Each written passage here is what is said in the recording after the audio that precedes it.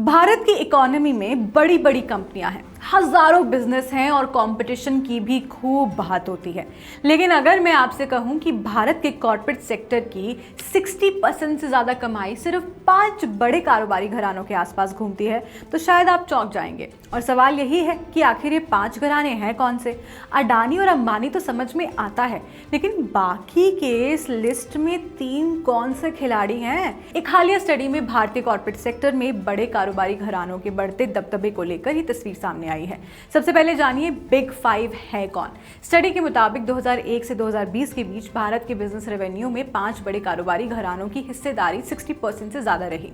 इनमें शामिल है रिलायंस, अडानी, टाटा, आदित्य बिरला और ओपी जिंदल ग्रुप। यानी एक तरफ मुकेश अंबानी का रिलायंस, दूसरी तरफ गौतम अडानी का अडानी ग्रुप और साथ में टाटा, बिरला और जिंदल ग्रुप। अब यहाँ सबसे इंटरेस्टिंग बात आती है, ध्यान से सुनिएगा। इनमें सबसे ज़्यादा हिस्सा किसका रहा? रिलायंस और अडानी का बड़ा दबदबा है।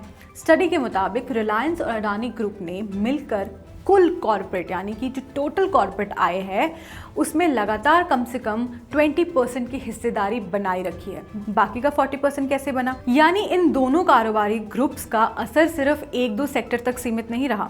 वहीं टाटा और जिंदल ग्रुप की कमाई में भी बढ़ोतरी हुई, लेकिन रिसर्च की अवधि में कुल आय में इनकी हिस्सेदारी 10% से कम रही।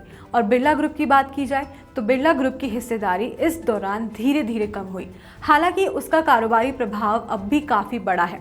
सिर्फ 5 घरानों की बात नहीं है। अब इस कहानी का सबसे बड़ा आंकड़ा सुनिए। स्टडी के मुताबिक 2020 में भारत के टॉप 25 फैमिली बिजनेस ग्रुप्स का रेवेन्यू देश की जीडीपी के 15% से भी ज्यादा था। यानी इन बड़े कारोबारी घरानों का आकार कितना बड़ा है इसका अंदाजा इसी से लगाया जा सकता है। और 2000 से 2010 के बीच इन परिवारों ने अपने कारोबार को तेजी से अलग अलग सेक्टर्स में फैलाया भी है।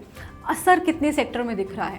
स्टडी का दावा है कि 74% से ज़्यादा NIC 3 इंडस्ट्रीज में इन बिग 5 के आधे से ज़्यादा रेवेन्यू पर सीधा या मजबूत कंट्रोल है। मतलब कारोबार चाहे अलग अलग सेक्टर में बटा हुआ हो, दिखाई दे रहा हो, लेकिन बड़ी कमाई का एक बड़ा हिस्सा कुछ चुनिंदा कारोबारी ग्रुप्स के आसपास केंद्रित है। अब इसका मतलब ये नहीं है कि भारत में बाकी कंपनियां मौजूद नहीं हैं या कंपटीशन खत्म हो गया है, लेकिन ये आंकड़े एक बड़ा सवाल जरूर खड़ा करते हैं। क्या भारत की तेजी से बढ़ती इकोनॉमी में कारोबारी ताकत भी कुछ चुनिंदा बड़े घरानों के हाथ में ज्यादा तेजी से केंद्रित हो रही है?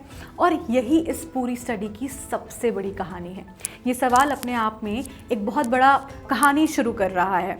आपको हमारी ये वीडियो कैसी लगी हमें कमेंट सेक्शन में ज़रूर बताइएगा। अगर आपको ये पूरे फैक्ट्स इंटरेस्टिंग रखे तो हमें कमेंट सेक्शन में बताइएगा। साथ ही में अपने फैमिली और फ्रेंड्स के साथ शेयर कीजिए कि टॉप बिग 5 ऑफ इंडिया आखिर है कौन।